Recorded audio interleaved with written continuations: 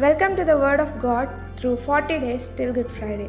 ఈ దినాన దేవుడు మనతో మాట్లాడాలనుకుంటున్న వాక్యం ఏమిటంటే లూకా సువార్త 6వ అధ్యాయము 31వ వచనము. మనుషులు మీకు ఎలాగూ చేయవలనని మీరు కోరుదురో అలాగూ మీరును వారికి చేయడి.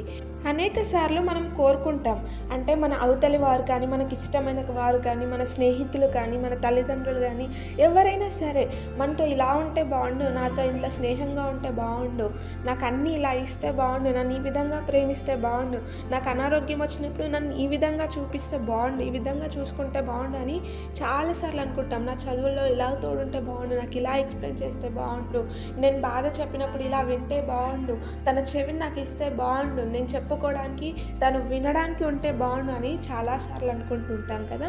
We all expect, right?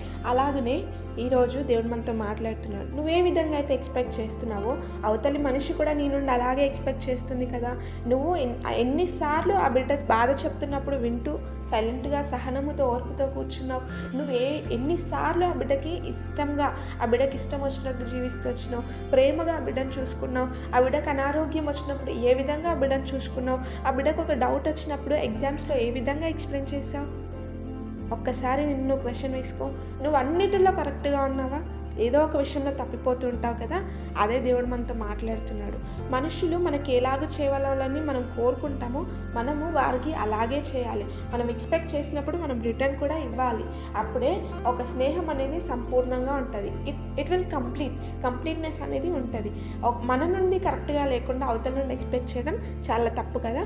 దేవుడు ఇది మనల్ని హెచ్చరిస్తున్నాడు. నువ్వు ఏ విధంగా ఎక్స్పెక్ట్ చేస్తున్నావో ఆ విధంగా వారు ఎక్స్పెక్ట్ చేసిన విధంగా నువ్వు వారికి ఇవ్వు. ఈ వాక్యము మన జీవితంలో గొప్ప సంపూర్ణతను ఇచ్చునుగాక. ఆమేన్.